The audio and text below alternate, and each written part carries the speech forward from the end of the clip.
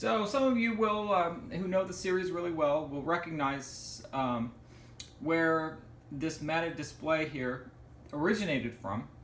And if you guessed the last flight, or you knew that it was the last flight from season 1, you are definitely correct. So I will explain in a minute in what I'm doing with this and why I have it. It is one of only a couple of these things that I have. I don't have more than 2 or 3 of them. And I'll explain why here momentarily. So the last flight was indeed Richard Matheson's first flight into the Twilight Zone. I don't know if this was the first one that he specifically penned for the series as an original episode that was produced. He might have written one or more before that, but this was the first episode of his that hit the airwaves. And during the first season, he did a few of them, and then 2 others, Third from the Sun and When the Sky Was Open, were both scripts that were done by Serling based on Matheson's short stories. So this was, a meteoric start to 13 or 14 episodes that he would do over the course of the next 4 years. And it is about a World War I pilot who lands in the city of Reims, R-E-I-M-S, in France. And he gets out of this biplane on this airfield, and the lieutenant and the general question him and wonder, what are you doing here? Are you making some sort of a film? And they see him in this uniform, which looks incredibly old school. And he said, "No, it's my uniform. I'm in the RFC." So he goes into their building, and they begin to question him, and he realizes very soon that he's not in 1917 anymore. He's in 1959. He's traveled through time. And he starts talking about this fellow who did not survive, an attack by the Germans, a guy named Haigh. And they both look at these 2 guys, these American guys, look at each other, the major and the general, look at each other and say, this is impossible because that very person is due here today at this base in a few hours for a tour of inspection. It's like, well, that's impossible because he's dead. So needless to say, they're questioning him and detaining him, and there's some wonderful, I won't call them speeches, but wonderful extended passages of dialogue that come from this guy whose name is Decker, Lieutenant William Terence Decker. And interestingly enough, in the script, his original name was Smitty, but I think they changed that because there was already an episode, especially about war, that had a Smitty in it prominently, played by Michael Vandiver in The Purple Testament. So they changed that. They changed his name to William Terence Decker. So anyhow, needless to say, they try to detain him, and it's like, there's no way that you can keep me here. And he gets into the plane and starts to taxi down the runway, and they've got him at gunpoint. He said, "Well, fire then. I'd rather die." So he goes back. He goes into the fog again, and is able to save his friend, just in time for him to make the visit to the base. And personally, it's one of my favorite episodes. It's just fantastic. Now, about this prop that I have here with the dog tags. I had this publicity shot of Kenneth Haigh, and I also managed to find an index card with his signature on it, and then somebody gave me all the rest of the stuff. Not really by request, but I just sort of had it around from when he gave it to me over the years, and I decided, I could make something like this would really be good. And the other thing that I managed to get made up was this, I got a couple sets of them made up, this set of dog tags. So as I say, I don't have more than a couple of these. My other one is from the After Hours, and I think my 3rd one is gone now. I think I sold it. But I have this thing because it's, this episode I think is just absolutely fantastic. And if you've got the resources, if you've got the stuff, you can do it. The guy also gave me a passport, which was kind of, I'm going to have to probably finish it on my own. and get a British passport, but he gave me all the innards, the pages and stuff. So anyhow, I don't have a lot, as I say, I don't have a lot of stuff like this anymore. Most of the stuff I've sold off, or I've parted ways with it. I had a Mystic Seer from Nick of Time and a number of other things, but a sign from the Monsters Are Due on Maple Street and so forth. So anyhow, but needless to say, the last flight was really a meteoric start for Richard Matheson. It was just quite something to start off his tenure on the series, as a kind of sometime writer with something that was this good. And it was actually filmed at the San Bernardino San Bernardino Airport out in San Bernardino County, which is an hour or so away from where I currently live. And I actually have family out in that direction. And I've never been to that airport. And I'm sure all the buildings and stuff that they use for the external shots and so forth, I'm sure those are long gone now, but or they're different. But it must be out by Ontario Airport, I'm guessing. So I'll have to see if I can get out there sometime and see it. And since I'm on the subject of flight, just to make a quick comment about the performances by Kenneth Haigh and Simon Scott and Alexander Scourby and Robert Warwick. I saw Alexander Scourby, who plays, what is his name, Major Wilson or something, General Wilson, one of the guys who interrogates Deckard. I saw him on the Velvet Alley here last week. Serling's The Velvet Alley within the last week, and he was in that too. So he must have been remembered when Twilight Zone came along that next year. I think The Velvet Alley was 1959 with Art Carney and Jack Klugman, and then so they must have remembered him for that. And then Simon Scott, who was a veteran character actor, he did a lot of television. He was outstanding as this, this major who, really gets in trouble for, letting this guy go free, get loose.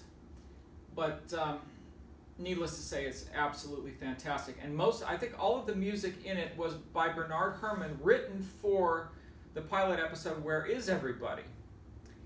And then that coupled with the this ominous hum of airplane engines outside that they added in as kind of background, it's just a masterpiece. And I don't know if it really even gets talked about that much. Maybe it doesn't.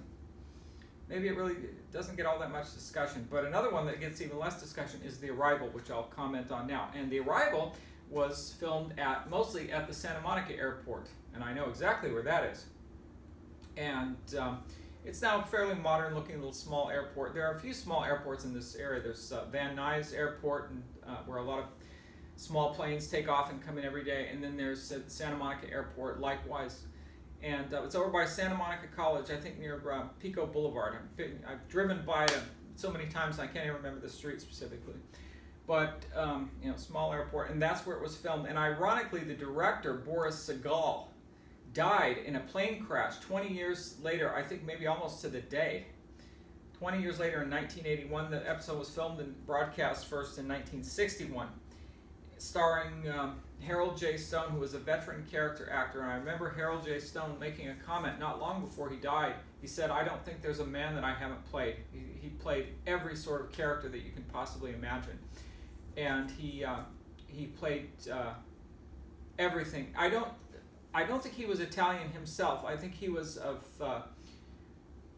I believe he was Jewish, and but he played a lot of these like Italian mafia men. I remember on Three's Company he played a loan shark named Mr. Bustamante. That show was so funny. I mean, that episode was hilarious. He played that role very, very well as this Italian loan shark in Santa Monica, where Jack Tripper goes down to his office and tries to, tries to pay him back the money that Chrissy borrowed, and then he said, "No, you're short. You still owe me $75 interest. I charged $25. Here's the $300. No, you owe me another $75. It's like, well, how are we going to fix that? Well, you can give my wife cooking lessons. So anyway, Harold J. Stone starred in The Arrival along with Noah Keane, who I met a number of, like 2 or 3 times at the various Twilight Zone conventions. I think I might have even secured him for the first one in New York. And that's why he was there, because Noah had moved to New York at that time with his new wife, who he married at age 80 something. And he died a few years ago at the age of 99, I think it was. So they were married for like 15 years. And then Fred Wayne, of course, who was in 22, the season before that, playing Barney, the agent of Barbara Nichols, in a very kind of funny role where he wore some frightening glasses. And I don't think Fred in actual life wore glasses, or if he did, they weren't like those. Although the actors did wear a lot of their own stuff in those days, but God, those glasses he wore in 22, well, that's another story. And then Bing Russell, who was Kurt Russell's father, who was also a good actor. And so I remember Fred and I were talking about The Arrival, and he said, I think I'm about the last one who's still alive from that, other than Noah Keane. He said, everybody else in my episodes is dead. Boris Sagal died, Jack Smite died, who directed 22, and Barbara Nichols died a long time ago. And he said, I think I'm about the last one at age 89, I think he was then. But The Arrival is about this airplane that comes in, kind of a cool little story, at least probably for the year 1961. It comes in without any pilots or any passengers or anything, and it lands on the runway and nobody gets out. So then goes this whole story, this whole investigation thing with the newspaper, the paper reporters, and everything else, and the FAA, my tongue is tied. The Federal Aviation Agency. Thank you. And they try to unravel this mystery, and ultimately they really cannot. And then I think some other sources have kind of said. Or other commentaries about this have made mention of the most obvious sort of thing where, it sets up this whole thing which is very kind of suspenseful, and it is indeed, but then it turns into sort of a hallucination, sort of an ending on the part of Sheckley, who's played by Harold J. Stone. And, then they're looking at the plane, all seeing like different serial numbers on the plane, and it's like the ending just sort of fades out. It was like, and then Noah Keane comes in and says, this happened like 17 or 18 years ago, and it was like the one case you were never able to resolve. And we see him coming out into the hangar. It's like, why didn't you leave a clue? Flight 107 out of Buffalo, why didn't you leave a clue? Why didn't you tell someone? He just kind of collapses there or walks off in semi-tears, I guess you might say. So it wasn't too bad, but I think Boris Sagal did really a pretty good job with that, but it's not a popular episode by any means. So anyhow, that concludes these two episodes. Are about one much better than the other, maybe, about flight, and Twilight Zone really ran the flight theme and the time travel theme to death. And in my Forgotten Gems from the Twilight Zone, Volume 2, I published a script by William F. Nolan and George Clayton Johnson called Dream Flight, as some of you know if you have those books.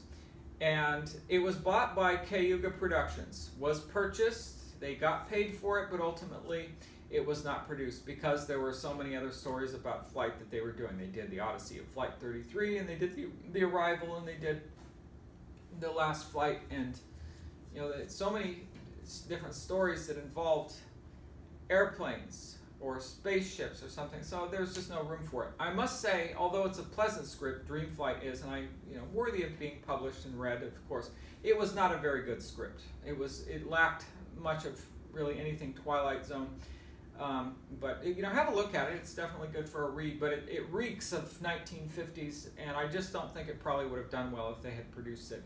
There was kind of a thing that started very quickly and died very quickly.